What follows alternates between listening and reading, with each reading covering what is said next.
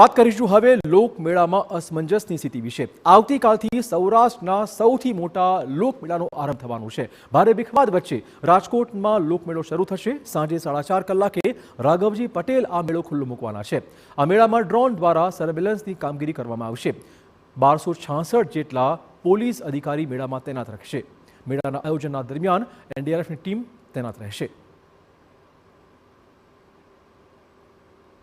આ વખતે અમે ખાસ સેફટી ઉપર બહુ ધ્યાન આપ્યું છે।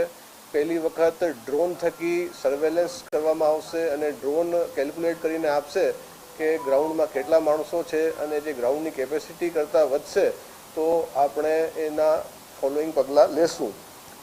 જે સ્ટોલ્સની સંખ્યા પણ સેફટીના પોઈન્ટ ઓફ વ્યૂથી આપણે 30% ઘટાડી હતી, જેમાંથી 100 સ્ટોલ ઓછી કરવામાં આવી છે। સુરક્ષા માટે 1266 પોલીસ અધિકારી શ્રી 125 ખાનગી સિક્યુરિટીનો સ્ટાફ। તો લોકમેળામાં રાઇડ્સ સંચાલન મુદ્દે કલેક્ટરનું નિવેદન સામે આવ્યું છે। હાઈકોર્ટની સુનાવણી પ્રમાણે જ આયોજન કરવામાં આવશે। મંજૂરી વગર એક પણ રાઇડ્સ ચાલુ થઈ શકશે નહીં। નાગરિકોની સલામતી સાથે કોઈ બાંધછોડ કરવામાં નહીં આવે।